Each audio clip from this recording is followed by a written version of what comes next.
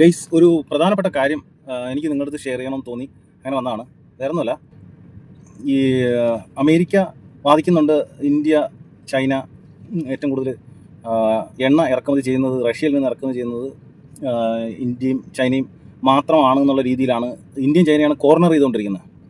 അപ്പോൾ അല്ലാത്ത ഉള്ള രാജ്യങ്ങൾ ഏതൊക്കെയാണെന്ന് നിങ്ങൾ അറിയണം. ഈവൻ നാറ്റോ സഖ്യം എന്ന് പറയുമ്പോൾ അറിയാമല്ലോ, യൂറോപ്യൻ രാജ്യങ്ങളുടെ അമേരിക്കയുടെയും കൂട്ടുകെട്ടിലുള്ള നാറ്റോ സഖ്യത്തിൽ നിന്ന് വരെ അവർ എണ്ണ ഇറക്കുമതി ചെയ്യുന്നുണ്ട്. പക്ഷേ ഇവിടെ ഏഷ്യ കിടക്കുന്ന ഇന്ത്യയും അല്ലെങ്കിൽ ചൈനയും പിന്നെ എണ്ണ ഇറക്കുമതി ചെയ്യുന്നതിലാണ് ഇവർക്ക് ഭയങ്കര ബുദ്ധിമുട്ട്.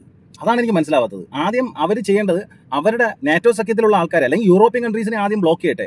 അത് കഴിഞ്ഞിട്ടല്ലേ ഇന്ത്യയും ചൈനയും വരുന്നുള്ളൂ. അത് നിങ്ങൾ ഒന്ന് കോമൺ സെൻസ് ആയിട്ടൊന്ന് ചിന്തിച്ചു. ഇത്രയും സെൻസ് ഇല്ലാതെയാണ് അവരൊക്കെ ഇങ്ങനെ പറയുന്നതെന്ന് ഞാനിങ്ങനെ ചിന്തിക്കുക. ഇന്ത്യ മാത്രം അല്ലെങ്കിൽ ചൈനയും കോർണർ ചെയ്തുകൊണ്ട് പിന്നെ ഈ അമേരിക്ക ഇങ്ങനെ ഒരു നടപടിക്ക് തുനിയേണ്ട കാര്യമുണ്ടോ? ആദ്യം അവരുടെ നാറ്റോ സഖ്യത്തിലുള്ള ആൾക്കാർ തന്നെ ഉണ്ട്. അതാ ഞാനും പോയി കാണിച്ചു തരാം, നിങ്ങൾ കണ്ടോ?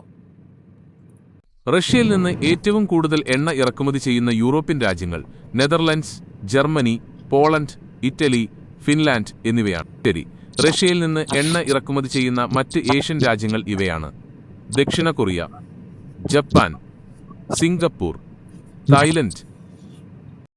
ഇതാരാണ് പറഞ്ഞതെന്നും കൂടെ പറയാം. ഇത് ജെമിനിയാണ്. ജെമിനിയിൽ നിന്നാണ് എനിക്കിത് ഈ ഇൻഫർമേഷൻ കിട്ടിയത്. ജെമിനി എന്ന് പറയുന്നത് അമേരിക്കയുടെയാണ്, ഗൂഗിളിൻ്റെ ഒരു ഭാഷാ മാതൃകയാണ്.